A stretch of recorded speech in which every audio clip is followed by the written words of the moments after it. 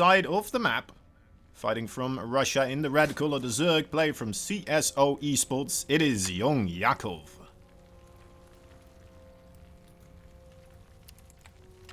And in the bottom right, ladies and gentlemen, he's the blue Zerg playing for Team Liquid. His name is Elazer. Nice. Zoom in on that logo right there. It's always cool to see the drones go over it, right? It gives that feeling of immersion in a way. It's, like yes. It's nice. Elazer is in the map. Uh-oh. Uh-oh. That's He's the high pool. bind. Yeah, that's an early spawning pool. I think actually this was the 16 spawning pool. So very similar to what we saw from Raynor in that last game against Ratata. We're going to be seeing Elazer here going for the 16 pool into that hatchery. Again, it's a slight delay on your hatch, but you get a lot of safety in those early lings. And as we saw, if you so feel like you are that much better than your opponent and they're not going to be ready for it, you can also just flood lings across the map with speed off 2 base, like you're a Diamond Zerg trying to do that every single game to win. Yeah. No gas so far for Elazer. Might just be a little bit of the poke and prod with the 6 lings and then just see where it takes him. You don't necessarily have to get aggressive with this. The spawning pool before the hatchery, it allows you to get the queen out as well, and then you can get injections going, so it's not like you're losing a lot of larvae this way, but... Yeah, absolutely. We're going to be seeing that pool come up for YoungYakov as well with the gas behind it. So, of course, he will have that faster speed. It's actually a quick 3rd hatchery. So this opening makes sense for Elazer. You know, you get the early lings out for safety. You're going to go up into a quick 3 hatches. Of course, that 3rd one is a bit safe because it's in that pocket behind your natural. So I like this opening for Elazer. You know, there's not really much counterplay for YoungYakov at the current moment because he's not going to scout this out. I mean, he's just not going to scout it out. You know, those overlords aren't going to dive that far in. I mean, he sees the early lings, so of course I think he should know this is a 16 pool, especially with them going so far into the base. So that's really the only scouting information that YoungYakov has, is the fact that, oh yeah, Elazer's across the map right now. Yeah. Elazer getting the information that there's still gas being mined, I suppose, after the spawning pool doing its wiggling. So not fully committed to the minerals. At least Elazer is a bit of the opposite. Yeah. Yeah, these lings are eventually going to get caught out. I mean, it's nice poke. You denied a little bit of mining, but overall, losing those 6 lings. I mean, again, you have full information on what YoungYakov is doing, so it's really just a matter of what the player prefers. Like, would you rather have that information, or would you rather keep those units alive? As once again, this is a quick Evo chamber. He cancelled and a layer. Speed. Oh, he did. Yeah, he cancelled speed, went straight into the layer afterwards. He's so tricky. Yeah. He's so tricky. I love it. That's why he does these weird things, and then sometimes he makes them work, right? Just because he catches his opponents so off guard. But Elazer, he might be aware of this playstyle overall. You know, he's been around the block as well. He's seen the up and coming Zergs already a couple of times, and well, he has overlords in the neighborhood. I wouldn't be too surprised if you start sending 1 or 2 in there after a little while. Yeah, I mean, there's definitely going to be a need for scouting for Elazer with those lings going in so early. Of course, that means that you don't have any information on this transition. You don't know if it's lings into a baneling nest, if YoungYakov is flooding lings. So Elazer, I think, ideally would have a bit more scouting, but he actually just hasn't built any more Zerglings. It's been just constant drone production, up to 44 drones going into roaches. But he's going into roaches against a player who already has +1 Glial Reconstitution on the way, and has started his roach production for this 2-base timing attack. So this could get very, very dangerous for Elazer if he doesn't immediately pull the trigger on that roach production. Yep. Yep, exactly. And, well, he doesn't have any overlords either near the 3rd base. I don't know about that. I tend to enjoy having an overlord kind of try to scoot its way around, just to make sure, you know, do you have that base taken, or yes or no? Yeah. YoungYakov did actually just get some scouting information there. Slid in the 2 lings. The roaches here trying to make their way sneakily out, but they did get seen by that 2nd overlord that Elazer had positioned. The first one was pushed away. Elazer should have full information now, though. 9 roaches on the way. You still are going to have that +1 deficit, but pretty soon Elazer will just have more units than his opponent, and that's the advantage of this early 3 hatch. You're sitting at a 57 drone economy, and does +1 make up for being down? I mean, we're being even on roaches right now. Defender's advantage is a massive thing. As here we go, YoungYakov diving on in. Good split fire He's going to be able to take down 2 roaches, but there's just too much here immediately, and he has to back on up. As look at the creep highway that's being created here. These reinforcements are trying to get across the map as fast as possible. Mind you, YoungYakov has to win the game now, as nice target there under 1 roach. He has a queen across the map. I feel like we would want to bring the other one, but then you don't have transfusions at home, and Elazer is just, I mean, he's just holding on to that roach production key. He is not stopping. There's another 1 shot from YoungYakov, but the longer that this takes, of course, the easier it's going to get for Elazer to hold. Yeah. Elazer now ahead on roaches, and that is a bit of a travesty.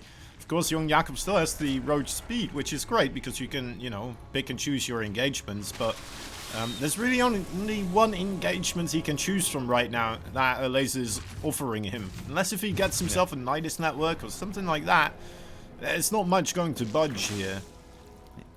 And I mean, that's really the strength of this map for defense. On Moondance, you know, you have this 1 angle that you can attack in. The third base, sure, it's only like, you know, what, 3/4 of a base, but it's still, you get that for free. You know, there's not really any chance to stop unless, as you said, there's a Nidus or Mutas. And now, you know, Elazer's really comfortable. He's on a high drone count. YoungYakov has been forced to take his own third base, and it's burrow. It's tunneling claws for actually both players. So yeah. We're going to get into, you know, these real crazy burrowed roach wars potentially between these players. That would be pretty cool to see. It's been a while. Yeah, exactly. No, it's one of those matches where it's just people trying to stab each other in the back over and over again. Especially in this moment, I'm not seeing any Spore Crawlers, not seeing any Overseers. This could get very ugly very quickly. Yeah, I mean, Elazer having that upgrade sooner is just going to be so big. And YoungYakov, I mean, the thing is, he's going to have +2. And of course, that +2 advantage for roaches is huge. Like, that is such a big upgrade as boom, burrow comes through. YoungYakov, though, should now have information. Hey, Elazer has burrow. You know, and he sees actually the upgrade there, the visual indication of it on Elazer's roaches. So YoungYakov should now know, hey, these are burrowed, you know, tunneling claw roaches that are coming across the map. 10 more roaches on the way. He's completed a wall off here with a spine crawler on the way. And he's just looking for a counterattack. But Elazer just has so much that he should be able to defend this counterattack and also just dive on into the natural base across the map. This is an almost maxed out Elazer against a 100 supply YoungYakov. Elazer, man, has just macroed his mind out this game. Yeah, it's that third baseman carrying his weight right now. Very well played there by Elazer. Yeah, that was pretty dominating. I mean, and again, it just goes to show the power of that opening where it's completely safe for Elazer and he still is able to get out that fast third base. You just see how quickly he's able to spiral that, where he gets up to 52 workers and then non-stop roach production. And even without, and who cares about +2 if you have 80 supply over your opponent? Yeah, true. It's it was just, yeah, a rough strategy to try and make work on a map like that, right? If you had a map where you, like you said, it's a bit more open, you have maybe 2-3 ways into the third base, and then maybe there's still a way into the natural as well. You just have more opportunities to kind of utilize that roach speed. But if your opponent just sitting there as a brick wall, like, what are you gonna do? You know, it doesn't matter how quick you are. You can't just ghost your way through the opponent's army. Yeah. Yeah. It's like boxing where you have that one guy really quick, he's going down, throwing jabs, and they're just doing nothing because the guy just standing there. He's like, okay, yeah, no, you're hitting my arms. I have my defense up, and yeah, that was just very much Elazer taking all that pressure and just saying, no, I don't think you can't get anything done with this. Stop it. And then a big old slap across the face, across the map. But we're on to map number 2, Cosmic Sapphire. So we are gonna have a bit more openings on those third bases, a little bit less safe, so maybe a little bit more spice as well. We'll see. We'll see. Can he take it home here? Will he get that one more victory to obtain his match 2-0 in total? The Blue Zerg, he is fighting for Team Liquid. It is Elazer. And in the bottom right, ladies and gentlemen, playing for CSO, he's the Russian player, YoungYakov.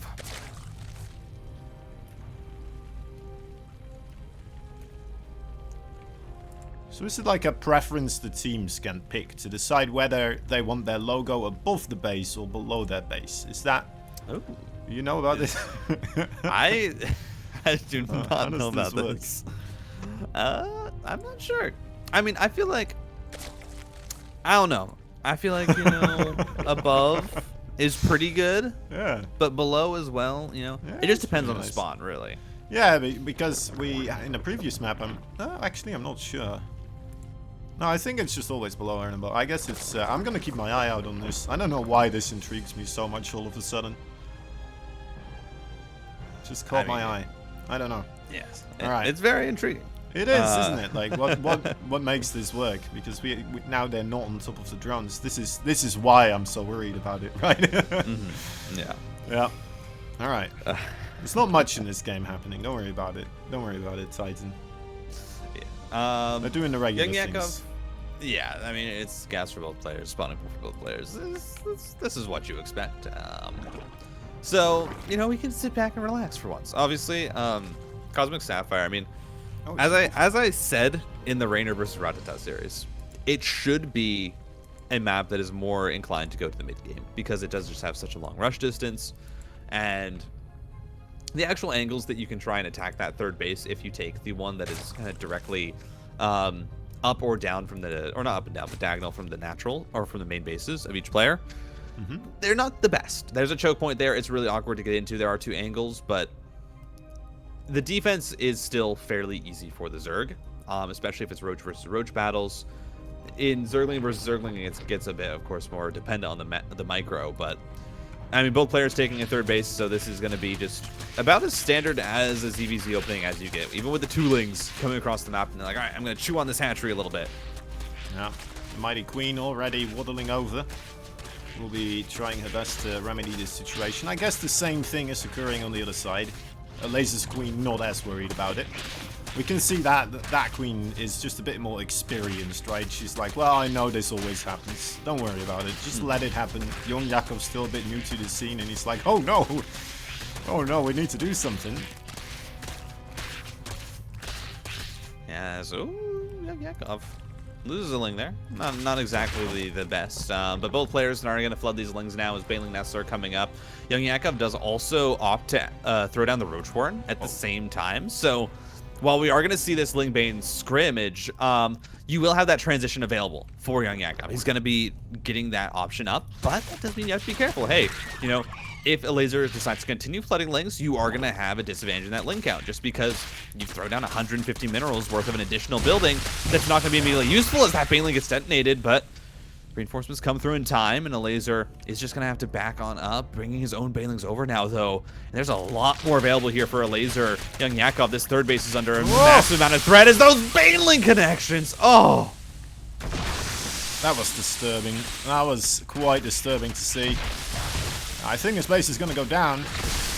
Yeah, I mean, three Banelings, they're trying their best, but yeah, more Lings coming on in, and Elazer just continued to flood it, and again, this Roach Warren is not doing anything. That extra money, you know, ZVZ is such a nice edge.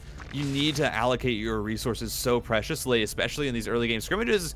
Actually, never mind. Here, 5 Roaches, but these 5 Roaches, they might not end up being the most useful.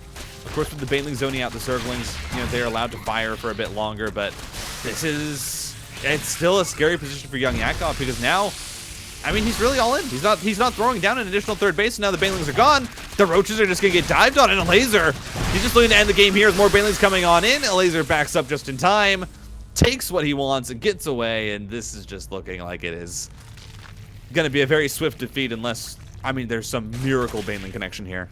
Might be. They're trying their best right now. Waddling onto the creep. But the Queens are there. Good targeting. It's a nice, you know, selecting the one Ling to go onto the main Ling right there. And this is going to be rough, man. To make this work, more Zerglings are rushing across the map. I think it's Zerglings, yeah. Quick look. Queen Focus Fire.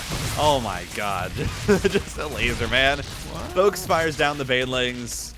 They don't find any decent connection. There's more morphing in. I mean, YoungYakov, again, he's all in. He's trying to make this work. But guess what? It's not even Elazer's whole army because Zerglings are flooding across the map on the other side. They're going to get into the natural. Elazer, man, he's just making all the right moves. Does lose a little bit here as the Roaches are going to get dived onto. That Baneling connection, though, is not good enough. More Zerglings coming on out. And Elazer just has more than his opponent on both sides of the map, which Yeah, just Elazer things. Just doing Elazer stuff. He's just out macroed him here, it looks like, and kind of out microed him as well with the banglings there. And yeah,